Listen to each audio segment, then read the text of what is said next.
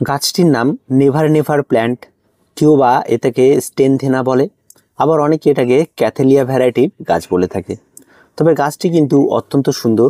এটা সেই গাছ যেই গাছটি আমি নার্সারি থেকে একটা গাছ ক্রয় করে এনে 3-4টে গাছ বানিয়েছিলাম, এবং আজকের ডেটে এসে গাছগুলি প্রত্যেকটাই বেশ সুন্দর হয়েছে এবং প্রত্যেকটা গাছই বেশ ভালো।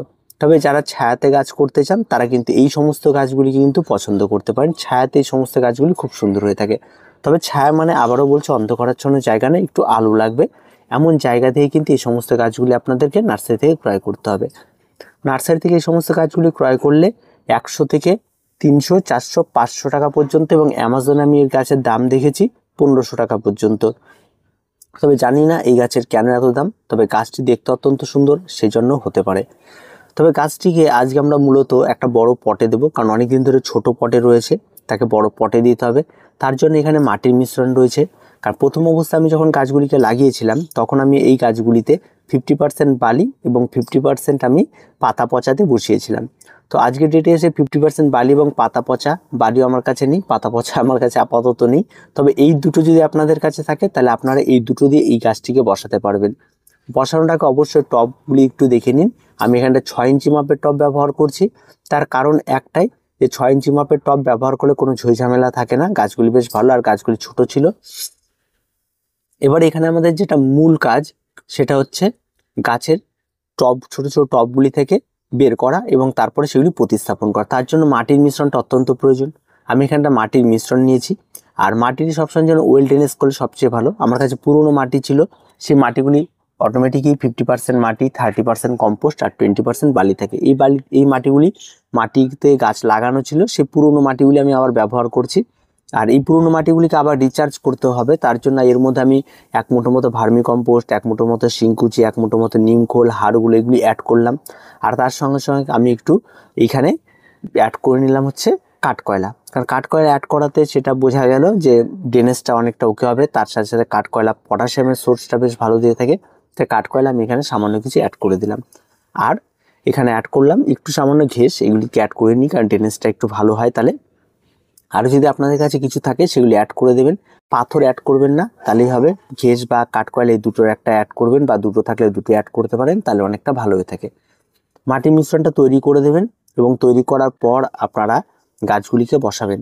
আমার ভয়েসের সঙ্গে ভিডিওর মিল আপনারা হয়তো পাবেন না, তার কারণ একটাই রয়েছে। এখানে যে ভিডিওটা করা হয়েছে সেটা আগে করা হয়েছিল এবং ভয়েসটা আমি পরে দিচ্ছি। একটু টেকনিক্যাল সমস্যার জন্য ভয়েসটা আসেনি, তার জন্য পরে দেওয়ার জন্য সে সমস্যাটি হতে পারে। সেটা নিয়ে অত চিন্তিত হওয়ার কিছু নেই, আপনার ভিডিওতে সমস্তটাই পেয়ে যাবেন।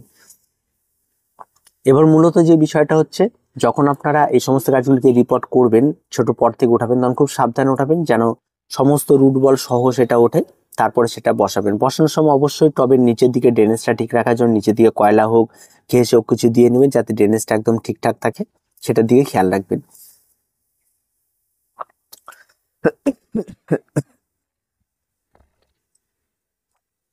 এবার যেটা আপনাদের করতে হবে সেটা হচ্ছে গাছটিকে আস্তে করে এর মধ্যে বসিয়ে দিতে হবে।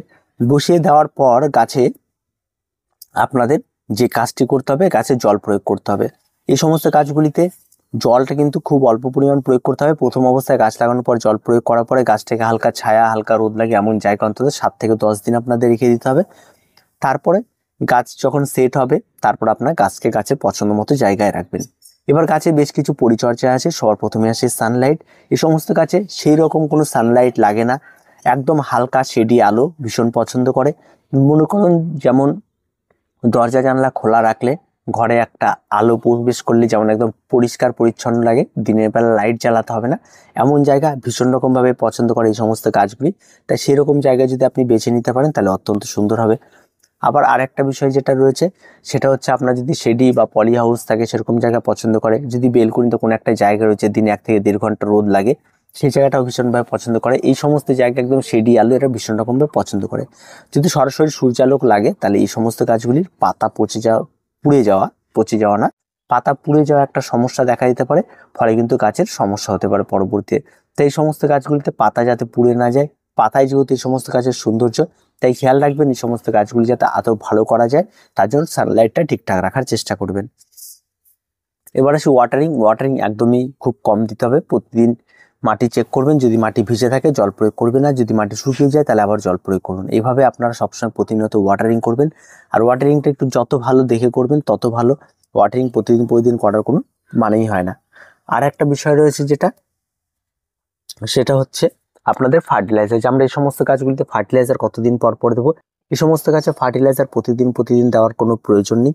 আপনারা এই সমস্ত গাছগুলিতে প্রতি মাসে একবার করে একটা মিক্স খাবার দিবেন, যেমন হাড় গুঁড়ো, শিংকুচি, নিমখলি সমস্ত কিছু একটা মিক্স খাবার তৈরি করবেন, গাছে প্রয়োগ করবেন। এটা প্রতি মাসে একবার করে আপনারা করবেন, তাতেই যথেষ্ট। আর তার সঙ্গে সঙ্গে যদি আপনার ছাদ বাগানে আপনার যদি অভ্যেস থাকে, যদি রাসায়নিক সার এনপিকে 1261 এবং এনপিকে 20 স্প্রে করার, তাহলে মাঝে মধ্যে সেটা স্প্রে করতে পারবেন। দুটোই পরিমাণ 1 লিটার জলে 2 গ্রাম, সেটা স্প্রে করে আপনারা সমস্ত গাছগুলিতে স্প্রে করে দেবেন, গাছ অনেক ভালো থাকবে। আর পরবর্তীতে আরও বাড়তি পরিচর্যা যেটা থাকে সেটা হচ্ছে গাছের রোগ পোকামাকড় দেখুন গাছ লাগালে থাকবেই, কখনো গোড়া পচে যাবে, কখনো গাছের পাতায় পোকার আক্রমণ করবে, এই সমস্ত সমস্যাগুলি থাকবে। তার জন্য আপনার বাড়িতে একটা মিনিমাম নিম তেল রাখতে হবে, নাহলে সুপার কিলার একটা নর্মাল পেস্টিসাইড যেটা স্প্রে করলে গাছে পোকামাকড় মানে। আর একটা আপনাকে সাপ রাখতে হবে, নাহলে আপনার ব্লাইটক্স রাখতে হবে, যেটা রয়েছে আপনার ফাঙ্গিসাইড, যেটা আপনাকে মাঝে মধ্যে স্প্রে করতে হতে পারে। তবে ফাঙ্গিসাইডগুলো মাঝে মধ্যে মাসে একবার যদি জলে গুলে নিয়ে গাছের গোড়ায় ঢাললেন, তাহলে গোড়ায় যে কোনো রকম সমস্যা হলে সেটি নির্মূল হয়ে যায়। আর স্প্রেটা যেটা বললাম সেটাও মাসে একবার করুন। যদি গাছটি ঘরে থাকে তাহলে বাইরে নিয়ে এই সমস্ত কিছু স্প্রে করবেন, ঘরে থাকা অবস্থায় স্প্রে করবেন না, বাইরে নিয়ে স্প্রে করবেন। আবার যখন সকালবেলা স্প্রে করলেন, সারাটা দিন থাকলো, আবার বিকেলবেলা রাখলেন, বা বিকেলবেলা বাইরে নিয়ে গেলেন স্প্রে করলেন, সারাটা রাত বাইরে থাকলো, সকালবেলা আবার ঘরে নিয়ে আসলেন। এইভাবে আপনারা স্প্রেগুলি করবেন, সাবধানতা। আর পরবর্তীতে যে বিষয়গুলি থাকে সেগুলো হচ্ছে মনিটরিং। অবশ্যই আপনাকে প্রতিনিয়ত মনিটরিং করতে হবে। গাছের কোনো পাতা পুরনো হয়ে গেল কিনা সেটা খেয়াল রাখতে হবে।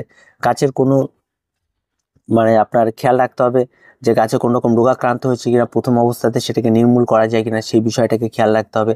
সব দিক দিয়ে আপনাকে খেয়াল রাখতে হয় প্রতিনিয়ত গাছগুলিকে। গাছের সঙ্গে আপনি যত ভালো মিশবেন, গাছের যত কাছে যাবেন, আপনি গাছ সম্পর্কে তত আইডিয়া পাবেন যে গাছের কখন কোন রিকোয়ারমেন্টটা রয়েছে সেটা আপনি ভালো পাবেন। কোন মিডিয়াতে গাছটি আরও ভালো হচ্ছে সেরকম মিডিয়াও চেঞ্জ করে দেখতে পারেন, সেটাও কিন্তু হতে পারে। এবং গাছগুলি আপনি যেখান থেকে নিন না কেন, প্রত্যেকটা গাছ সুস্বাস্থ্যবান চারা নেবেন এবং দেখে শুনে আপনারা গাছ ক্রয় করবেন। গাছগুলি মূলত পাতায় সৌন্দর্য, তো পাতা দেখে কিন্তু আপনাদের গাছ নিতে হবে। আর তার সঙ্গে সঙ্গে অবশ্যই মাঝে মধ্যে একটু স্প্রে করে দেবেন, গাছের পাতাগুলিকে পরিষ্কার পরিচ্ছন্ন করে দেবেন, গাছ তাহলে আরও ভালো হয়ে উঠবে। আর গাছ যত ভালো হবে তত কিন্তু বাগান দেখতে আরও তো সুন্দর লাগবে। তাই যারা ইনডোর প্ল্যান্ট করতে চাইছেন এই সমস্ত গাছগুলিকে আপনারা অর্ডার করুন, এই সমস্ত গাছগুলি নিন। গাছগুলি অত্যন্ত সুন্দর, কারণ এই সমস্ত গাছে কোনোরকম কোনো পরিচর্যা তেমন কঠিন কিছু না। দাম যতটা দেখা যায়, সত্যি অত দাম দিয়ে গাছ কেনা কিন্তু কোনো কঠিন ব্যাপার। তো আজকে কিছু বলার নেই, আজকে এই পর্যন্ত। দেখা হচ্ছে পরবর্তী ভিডিওতে। প্রত্যেকে ভালো থাকবেন, প্রত্যেকে সুস্থ থাকবেন, চ্যানেলটিকে অবশ্যই সাবস্ক্রাইব করে রাখবেন।